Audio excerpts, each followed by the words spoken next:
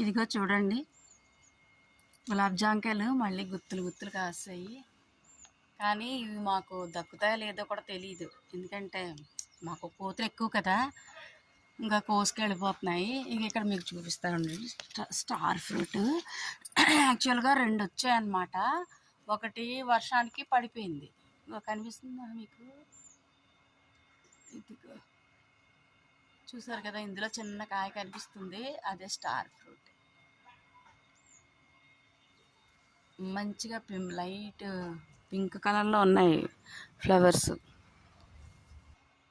అబ్బో చూడండి, సంపెంగ పువ్వు ముగ్గిందంటే అదే బాగా పండింది అన్నమాట పువ్వు.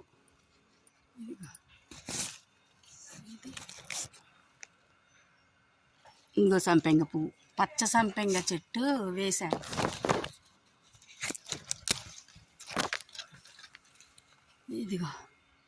ఇదిగో సంపెంగ పువ్వు, ఇదిగో పచ్చ సంపెంగ. ఇది 3వ పువ్వు. 2 పువ్వులు పురుగులు తినేసినాయి, ఇది 3వది. ఇంకా చూడండి, పాదు ఎండిపోతుంది. ఇది గుమ్మడి పాదు అనమాట. గుమ్మడి పాదు ఉంటే పాములు వచ్చేస్తాయని మా అత్తగారు అన్నారు, అందుకని ఇంకా పీకేసాను నిన్న. ఎండిపోయింది గుమ్మడి పాదు.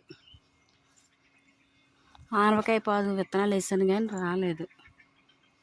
దొండపాదు కూడా పీకేసాను, అది చేదొచ్చినాయి, మంచి దొండ కాదంటున్నారు అందరూ. ఇంకో ఎందుకు ఏం ఉన్నా సరే కోతులు వచ్చి తింటాయి. మాకేం ఉన్నాయో, కష్టపడి పెంచుతాను అంతే. ఇది ఎప్పుడు కాస్తుందో బత్తాయి చెట్టు.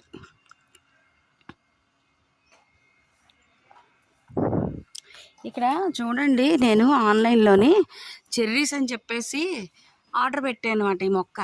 ఇక మీకు ఎవరికైనా తెలిస్తే కొంచెం కమెంట్ చేయండి. అసలు ఇది చెర్రీసేనా? ఇంకా ఫ్లవర్ ఇలా వస్తుంది, ఓన్లీ ఫ్లవర్సే వస్తున్నాయి. ఇప్పటికొచ్చి ఒక్క కాయ కూడా కాయలేదు. ఇంకో చూసారు కదా, కానీ అసలు స్మెల్ అయితే ఎంత బాగుందంటే మల్లెపూ కన్నా కూడా మంచి ఘాటైన వాసన, చాలా బాగుంది. ఇదిగోండి, ఇది చెర్రీసా కాదో ఒకసారి కమెంట్ చేయండి మీకేం తెలిస్తే. ఇంకో పైనాపిల్ కనిపిస్తుందా మీకు? కింద చూపిస్తుంది. ఇంకో పైనాపిల్.